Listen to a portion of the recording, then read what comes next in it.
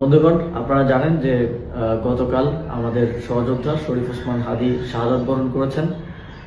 পুরো বাংলাদেশের মানুষ আজ শোকাহত এবং তারা শরীফ ওসমান হাদীকে যারা হত্যা করেছে তাদের বিচার চায়।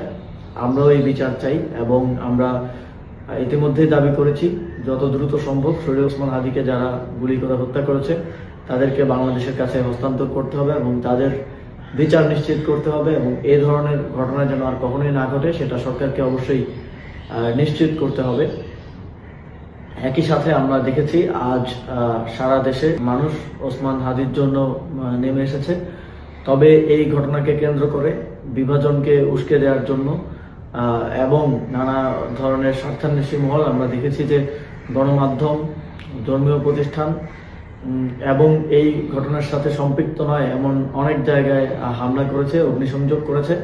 আমরা স্পষ্টভাবেই এর বিরুদ্ধে আমাদের অবস্থান ব্যক্ত করেছি এবং আমরা শঙ্কা করছি যে এই ঘটনাকে এবং এই আন্দোলনকে বিতর্কিত করার জন্য, প্রশ্নবিদ্ধ করার জন্য, জুলাই গণঅভ্যুত্থানকে ব্যর্থ প্রমাণের জন্য আজও বিভিন্ন স্থানে হামলার এবং বিভিন্ন স্থানে ভ্যান্ডালিজম করার এক ধরনের পরিকল্পনা রয়েছে।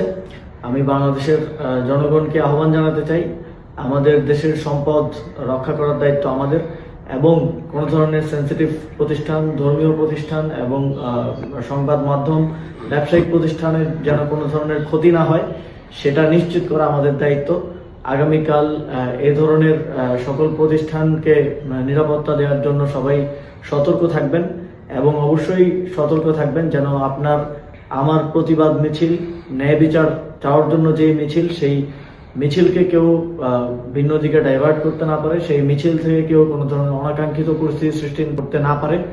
আমরা ওসমান হাদীকে একজন বীর হিসেবে স্মরণে রাখতে চাই। তিনি যেই সাংস্কৃতিক, সামাজিক এবং রাজনৈতিক লড়াই শুরু করেছিলেন ইনকিলাব কালচারাল সেন্টার, ইনকিলাব মঞ্চের মাধ্যমে, তিনি যে প্রতিষ্ঠান গড়ার কথা বারবার বলতেন, তিনি যে যোগ্য মানুষ গড়ে তোলার কথা বারবার বলতেন, সেই উদ্দেশ্য এবং সেই লক্ষ্যকে সামনে রেখে আমরা এগিয়ে যেতে চাই। আমরা তাকে সামনে রেখে যেন কেউ বাংলাদেশে সন্ত্রাস এবং ভাঙচুরের রাজনীতি করতে না পারে, তাকে সামনে রেখে যেন কেউ নিজেদের ব্যক্তি অথবা গোষ্ঠীর স্বার্থ হাসিল করতে না পারে, সে বিষয়ে সবাইকে সতর্ক থাকার আহ্বান জানাচ্ছি।